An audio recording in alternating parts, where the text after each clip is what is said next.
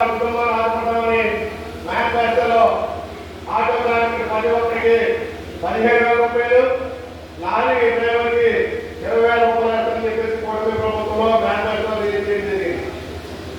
ఆ మేనిఫెస్టో ఆధారంగానే మేమందరం కూడా పనిచేసి కూటమి ప్రభుత్వానికి అత్యధికంగా మా కార్మికులందరూ కూడా పబ్లిక్ తోటి రిలేషన్స్ పొద్దున్న సాయంత్రం ఒక ఆటోలో 100 మందితో పనిచేస్తుంది. కాబట్టి మీకు మంచి మెజారిటీ ఉంటుంది. ఆ మంచి మెజారిటీ కాదు చూసుకుంటే మా కళ్ళ ముందు మీకు వస్తున్నాయి. ఏ విధంగా వస్తున్నాయంటే మహిళలు ఉద్యోగం పెడుతుంటే మా కార్మికులందరూ కూడా నా ఓట్లు పడిపోతాం, మన పరిస్థితి ఏంటి, నేను ఏమైపోతామని చెప్పేసి చాలా దిగాలుగా ఉన్నటువంటి పరిస్థితి. ఈ పరిస్థితుల్లో మాకు ఈ స్టేట్ లో ఉన్నటువంటి 13 జిల్లాల్లో చూసుకుంటే సాధారణమైనటువంటి వ్యక్తి క్యాబినెట్ లో లోకేష్ గారికి, పవన్ కళ్యాణ్ గారికి, ముఖ్యమంత్రి చంద్రబాబు నాయుడు గారికి డైనమిక్ గా తీసుకెళ్ళగలిగిన వ్యక్తి ఏకైకమైన మంత్రి ఎవరనుకుంటే అది సుభాష్ గారిని మీరు గ్రహించి వారి ద్వారా మహిళలకు ఉద్యోగం వస్తారని మీకు ఎలాగా తప్పదు. మేము అనుభవించాల్సిందే. సుమారు 70,000 ఆటో ఈ స్టేట్ లో ఉన్నాయి. 70 4 వేసుకుంటే ట్రాన్స్పోర్ట్ రంగం 5 లక్షల మంది ట్రాన్స్పోర్ట్ రంగం ఉన్నాయి. ఈ ట్రాన్స్పోర్ట్ రంగం అంతా కూడా కుక్కలు అయిపోయేటువంటి పరిస్థితి ఏర్పడతా ఉంది. భవిష్యత్తులో స్థానిక సమస్యలు, స్థానిక ఎలక్షన్స్ కూడా ఉన్నాయి.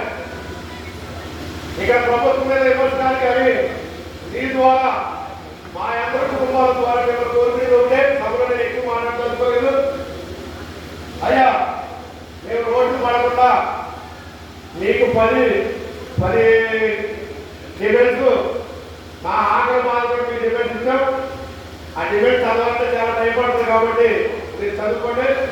ప్రధానంగా మాకు 10 కాదు, నిన్న కొల్లు రవీంద్ర గారు స్టేట్మెంట్ ఇవ్వడం జరిగింది.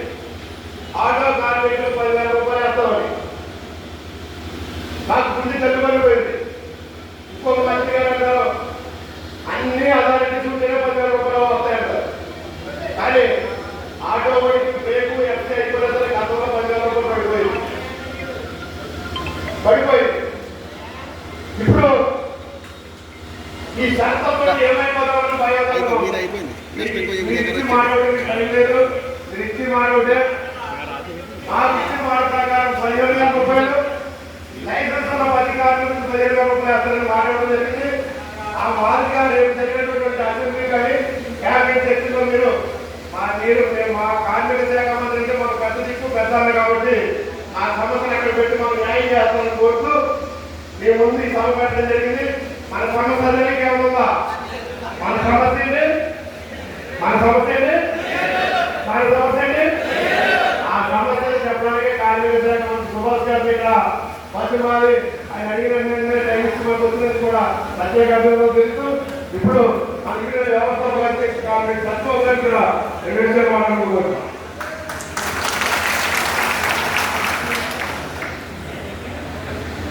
మిత్రులారా, మనమందరం రాష్ట్ర కేబినెట్ నుంచి వచ్చినటువంటి కార్మిక శాఖ, పరిశ్రమల శాఖ మంత్రివర్యులు గౌరవనీయులు వాసుదేవ్ సుభాష్ గారికి మన మీ అందరి తరఫున, జిల్లా తరఫున, రాష్ట్రం తరఫున, ఆంధ్ర ఆటోల రిప్రజెంటేషన్ 10 ప్రతిపాదనలు వారు ముందుంచడం జరిగింది. వారి సందేశం ఏంటని వినడానికి ప్రధాన అంశము. మరి మిగిలినటువంటి అంశాలు మనం మాట్లాడుకోవాల్సి వచ్చినప్పుడు వారి సందేశం తర్వాత మనం మాట్లాడుకోవడానికి టైం తీసుకున్నాం. వారికి చాలా టైం షెడ్యూల్ ఉంది. ఇక్కడ మన సమావేశాన్ని ఆపై దీని నుంచి బయటకు రావాల్సినటువంటి అవసరం కూడా ఉంది. ఈ నేపథ్యంలో ప్రధానంగా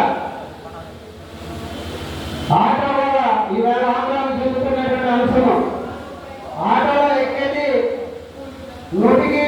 70% మహిళలు, ఇంకొక 10% విద్యార్థులు, యువజనులు, ఇంకొక 20% వృద్ధులు. వీళ్ళు కాకుండా ఉన్నటువంటి 10% మంది యువకులు ఆటోల మీద కాకుండా 2 వీలర్స్ మీద వెళ్ళిపోతే మహిళలు ఉచిత బస్సులో వెళ్ళిపోతే ఈ ఆటో కార్మికులు మిగిలింది 20% ప్రయాణికులు మాత్రమే.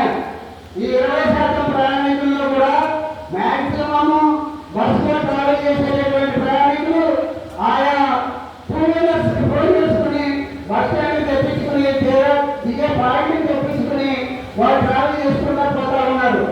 మరి ఇవాళ ఉపాధి రంగమైనటువంటి కార్మికుల మాత్రం 5,70,000 మంది ప్రభుత్వం చెప్తున్నటువంటి లెక్క ప్రకారంగా కార్మికులు ఉన్నారు. ఆటోలు తిరుగుతున్నాయి. 1:2 అంటే మనకి 10,11,40,000 మంది 2 షిఫ్టుల్లో ఆటోలు తిరిగితే రోడ్డు మీద ఆటోలు ఉంటాయి. ఈ నేపథ్యంలో మనకి ఉచిత బస్సుకి వెళ్ళిపోయే ప్రయాణికులు ఎలా భర్తీ చేయాలనేది మనం మంత్రి గారు పెట్టాం. ఆర్టీసీలో ప్రయాణం చేస్తున్నటువంటి ప్రయాణికులకి ఆటోని అనుసంధానం చేసి ఒక యాప్ క్రియేట్ చేస్తే ఆ యాప్ ద్వారా తన తెలుగులో పేరు ప్రాంతంలో ఆటో కావాలని అడుగుతాడు. దాని నుంచి మన 70% వెళ్ళిపోయినటువంటి మహిళా ప్రయాణికులు తిరిగి మనం భర్తీ అవుతారని ఆశిస్తున్నాం.